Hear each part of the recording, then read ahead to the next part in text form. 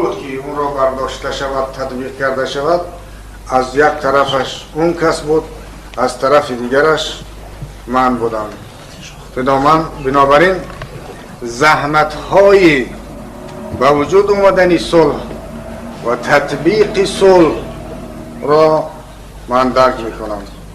این آدم از همه چیزش گذشت، از همش، از کماندیرهایش گذشت، بعضی رهبرهای سیاسی که در اطرافش بودن گذشت، حتی در بعضی موردها از جانش گذشت.